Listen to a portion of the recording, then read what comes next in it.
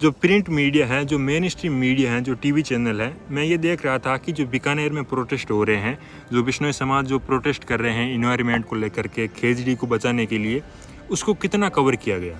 तो print media में मुझे 1-2 आर्टिकल देखने को मिले, इंडियन एक्सप्रेस वगैरह में, और जो टीवी मीडिया है उसमें तो अभी तक इस मुद्दे को हाईलाइट नहीं किया गया।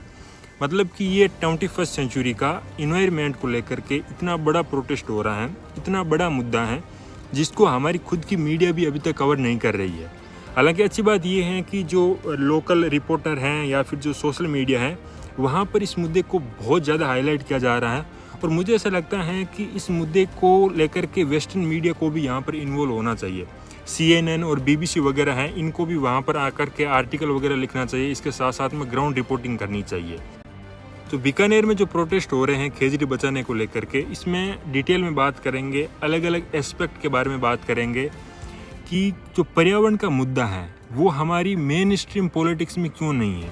मतलब कि आप एक तरफ देखिए कि हमारे यहाँ पर 2000 से ज़्यादा पॉलिटिकल पार्टीज़ हैं जो कि रिप्रेजेंट क्या करती हैं, अलग अलग जातियों को, अलग अलग भाषाओं को, अलग अलग जो आइडेंटिटी पॉलिटिक्स है उनको हाईलाइट करती है। हमारे देश में ग्रीन पॉलिटिक्स क्यों नहीं होती है। जर्मनी में, UK में कई पॉलिटिकल पार्टी हैं जो पर्यावरण को मुद्दे को लेकर के, पर्यावरण के जो मुद्दे हैं उनको पॉलिटिसाइज करती है। जो इन्वायरमेंटलिज्म की आइडियोलॉजी है उसको सेंटर में रख करके वो लोग पॉलिटिक्स करते हैं। वहाँ पर कई सारी पॉलिटिकल पार्टीज़ है। इंडिया में क्यों नहीं एक भी ऐसी पॉलिटिकल पार्टी है जो पर्यावरण के मुद्दे को लेकर के हमारी पार्लियामेंट में या फिर हमारी मेन स्ट्रीम मीडिया में आती है। क्योंकि एक सोचने वाली बात ये भी है कि जो पॉलिटिशियन हैं उनको भली भांति पता है कि वोट कहाँ मिलेंगे, तो वो जातियों के नाम पर, धर्म के नाम पर, भाषाओं के नाम पर राजनीति करते हैं, जहाँ पर उनको पता है कि उनको बहुत ज़्यादा वोट मिलेंगे और उनके लिए नॉर्मल सी बात है MLA या MP बन जाना। लेकिन वहीं यदि ये लोग इन्वायरमेंट की बात करेंगे या फिर ऐसे मुद्दों को हाईलाइट करेंगे जो इको फ्रेंडली है, राजस्थान में बात करें तो खेजड़ी को बचाने की बात हो गई, या फिर आप गुजरात में या फिर महाराष्ट्र में देखते होंगे जहाँ पर पानी की बहुत ज़्यादा बात होती है, पानी बचाने की बात होती है कि किस प्रकार से उसको बचाया जा सकता है।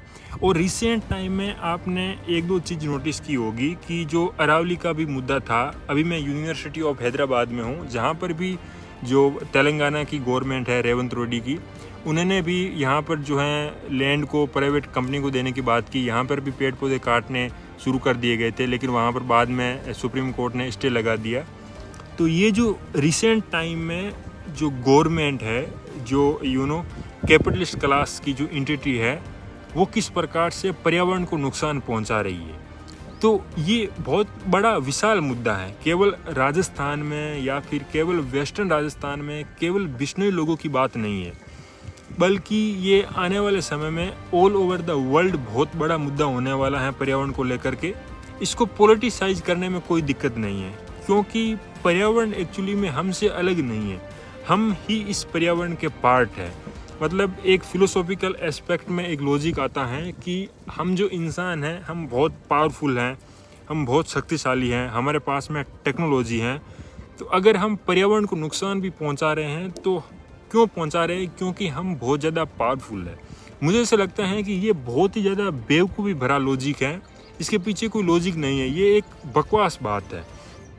क्योंकि पर्यावरण कोई अलग नहीं है या फिर नेचर कोई अलग नहीं है, हम खुद ही नेचर है। मतलब कि जो पेड़ पौधे हैं, जो जानवर हैं और इंसान खुद, हम सभी मिल कर के पर्यावरण बनाते हैं। हम खुद नेचर के पार्ट हैं, हम कोई नेचर से ऊपर नहीं है।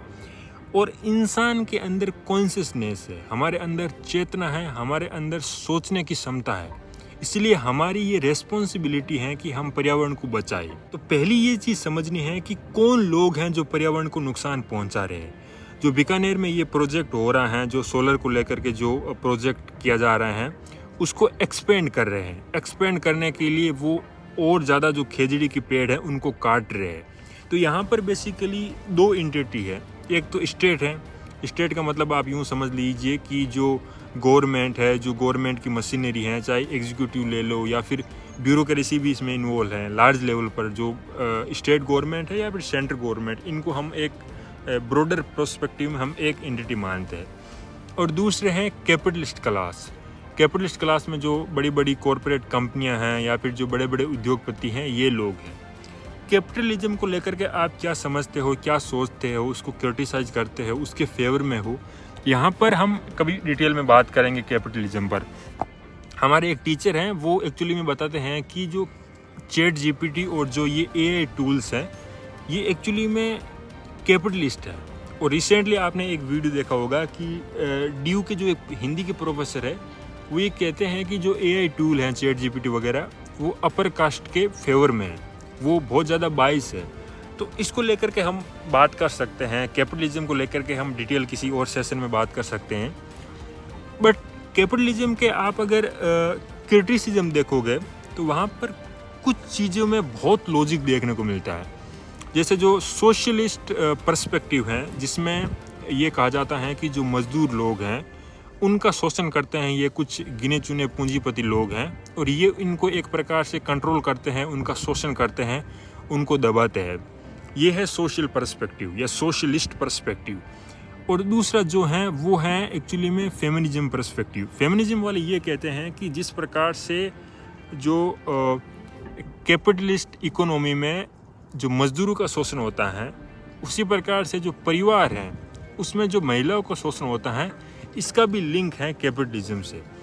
और तीसरा जो पर्सपेक्टिव है वो है पर्यावरणवादियों का, जो लोग एक्चुअली में इकोलॉजिज्म के फेवर में हैं, जो इन्वायरमेंटलिस्ट लोग हैं, वो ये कहते हैं कि ये जो कैपिटलिस्ट क्लास है ये डेवलपमेंट के नाम पर पेड़ पौधों को काटता है, पर्यावरण को खतरा पहुंचाता है डेवलपमेंट के नाम पर। बेसिकली हमें इस चीज़ का विरोध करना इसलिए भी ज़रूरी है क्योंकि ये लोग पर्यावरण को नुकसान पहुंचाते हैं, चाहे गवर्नमेंट हो या फिर कैपिटलिस्ट क्लास है। मैं बार बार गवर्नमेंट का नाम यहाँ पर इसलिए कह रहा हूँ क्योंकि आपने कई सारे प्रोजेक्ट देखे होंगे जहाँ पर हाईवे बनाने के लिए बहुत सारे पेड़ों को काट दिया गया, और यहाँ पर ये लॉजिक देते हैं कि हम नए पेड़ लगा लेते हैं। भाई, एक प्रोजेक्ट को आपको पूरा करने में 4 से 5 साल लगते हैं, तो आप पहले पेड़ लगा लो और उनका डेटा दिखा दो, फिर बाद में प्रोजेक्ट शुरू कर देना है। लेकिन ऐसा ये करेंगे नहीं। ये आर्ग्यूमेंट तो मैं एक डाउन टू अर्थ का एक आर्टिकल पढ़ रहा था जो इसी पर है, जुलाई 2025 में वो आर्टिकल लिखा गया था, जिसमें ये जो पूरा मुद्दा हो रहा है, जो खेजड़ी को बचाने के लिए हम जो लोग कर रहे हैं या फिर जो सोलर प्लांट जो लगाए जा रहे हैं उसको एक्सपेंड करने के लिए किस प्रकार से जो खेजड़ी को काटा जा रहा है, तो इसको लेकर के डाउन टू अर्थ में एक आर्टिकल छपा हुआ, काफ़ी डिटेल आर्टिकल है, जुलाई 2025 का है, मतलब पिछले साल का है, आप उसको पढ़ लेना। तो वहाँ पर एक आर्ग्यूमेंट दिया गया था कि ये जो लोग हैं ये नए पेड़ भी तो लगाते हैं अगर ये अपने प्रोजेक्ट करते हैं तो भाई नए पेड़ आप पहले लगा लो।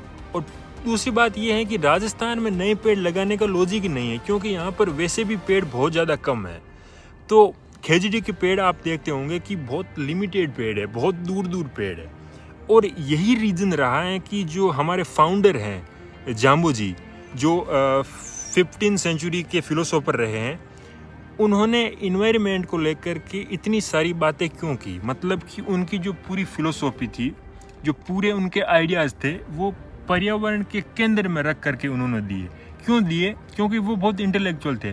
उन्हें पता था कि यहाँ पर वेस्टर्न राजस्थान में जहाँ पर पानी की कमी है, यहाँ पर धोरे हैं, पेड़ पौधे बहुत कम हैं, खेजड़ी के लिमिटेड पेड़ हैं, तो इनको बचाना हमारी रेस्पॉन्सिबिलिटी है ताकि जो फ्यूचर जनरेशन आए उनके लिए हम अच्छे पर्यावरण को दे सके, ना कि अपने फ़ायदे के लिए इनको काट सके। और जाम्बू जी की फ़िलोसॉफी इतनी ज़्यादा रिलेवेंट क्यों है आज के समय? क्योंकि आप 19वीं सेंचुरी में देखते होंगे कि जो लेट 19वीं सेंचुरी में बहुत सारे पर्यावरण प्रेमी या फिर जो इकोलॉजिस्ट जो इंटेलेक्चुअल रहे हैं, इंडिया में भी बहुत सारे लोगों ने काम किया है, वंदना शिवा वगैरह ने इस पर काफ़ी डिटेल में रिसर्च की है। ये लोग पर्यावरण को लेकर के इनका बेसिकली आइडिया ये है कि हमारे इंसानों की ये रेस्पॉन्सिबिलिटी है कि हम पर्यावरण को बचाएं, और पर्यावरण और इंसानों के बीच में हम अपना तालमेल कैसे बनाएं। हम on A broader perspective, on A philosophical perspective, हम और पर्यावरण अलग अलग नहीं है, लेकिन चूँकि हमारे अंदर कॉन्शियसनेस है तो हम पर्यावरण के साथ में किस प्रकार से तालमेल बिठाएं, आपस में प्यार से रहे। ये बेसिकली फिलोसॉफी है इन्वायरमेंटलिज्म की, जो कि 90s 70s 80s के दशक में आई, लेकिन जाम्बू जी ने इसको 500 साल पहले ही एक्सप्लेन कर दिया गया। मतलब आप सोच के देखिए कि उस समय वेस्टर्न में मैकियावेली था, जो कि बात करता था स्टेट की, रिलीजन की, मतलब कि रिलीजन को किस प्रकार से स्टेट से अलग करना है, मतलब कि स्टेट की पावर की बात करते थे। और इंडिया में जो मुग़ल एम्पायर था उस समय, तो उस समय जो बर्नी वगैरह ये जो लोग थे, ये भी रिलीजन की बात करते थे, ये भी स्टेट की बात करते थे। लेकिन जाम्बो जी आप सोच के देखिए कि पर्यावरण की बात कर रहे थे। और आज के समय जो बिश्नोई लोग हैं, एक्चुअली में आज के समय आप जाति की पॉलिटिक्स देखते होंगे, आप धर्म की पॉलिटिक्स देखते होंगे, आप कैसी बकवास चीज़ें देखते होंगे, लेकिन बिश्नोई जो लोग हैं वो पर्यावरण को बचाने के लिए किसी भी हद तक जा सकते हैं। मतलब कि एक जो बेसिक लाइन ये है कि सिर सांटे रूंख रहे तो भी सस्तो जान। ये जो बेसिक लाइन है, ये जो लाइन है, ये पूरी आइडियोलॉजी को समझा देते हैं। जो बिश्नोइज्म की जो आइडियोलॉजी है उसको ये एक लाइन एक्सप्लेन कर देती है, जिसका बेसिकली मतलब ये है कि अगर हम एक पेड़ को बचाने के लिए अपना सिर भी कटवा लेते हैं तो भी ये नॉर्मल बात है, कोई बड़ी बात नहीं है। इसका आप एग्जाम्पल देखते होंगे, अमृता देवी बिश्नोई का नाम आपने सुना होगा। 363 लोगों ने अपनी जान दे दी पर्यावरण को बचाने के लिए, खेजड़ी को बचाने के लिए। उस समय जोधपुर का राजा था जो कि अपने महल बनाने के लिए बेसिकली उसको खेजड़ी की लकड़ी चाहिए थी, जिसके लिए इन्होंने इतने सारे लोगों का गला काट दिया। मतलब हिस्ट्री आप देखोगे तो यहाँ पर बहुत कोई बदलाव नहीं आता है। उस समय जो राजा महाराजे थे, जो जोधपुर का राजा था, इन्होंने खेजड़ी को काटा था। आज के समय जो ये कैपिटलिस्ट लोग हैं, जिसमें स्टेट का भी अच्छा खासा रोल है, इस पर हम बात करेंगे, काफ़ी डिटेल में बात करेंगे। तो ये लोग जो है खेजड़ी को काट रहे हैं। तो टेक्निकली कहने का मतलब है कि जो बेसिकली बिश्नोई लोग हैं, हम मिडिल क्लास लोग हैं, हम खेती करते हैं और हम ये चाहते हैं कि हमारे जो बच्चे हैं वो सर्विस सेक्टर में जाए, नौकरी लगे। ये बेसिक लिविंग है। कोई अमीर लोग नहीं है, कोई पूंजीवादी लोग नहीं है, बहुत पावरफुल लोग नहीं है, पॉलिटिकल रिप्रेजेंटेशन भी ज़्यादा नहीं है। लेकिन जो ये पावरफुल लोग हैं, चाहे 300-400 साल पहले जो राजा थे, अभी जो कैपिटलिस्ट लोग हैं, ये पर्यावरण को काटने पर तुले हैं। केवल बात बिश्नोइयों की नहीं है, मेरे हिसाब से हर वो लोग जो पर्यावरण को लेकर के एक्टिव हैं, जो ये सोचते हैं कि पेड़ नहीं काटने चाहिए या फिर जंगली जानवरों को नहीं मारना चाहिए, इंसानों को भी नहीं मारना चाहिए, नॉन वॉयलेंस की जो फिलोसॉफी में बिलीव करते हैं, वो सारे लोग पर्यावरण प्रेमी हैं। और मैच्योरिटी व्हेन यू रियलाइज कि पर्यावरण is not only for Bishnoi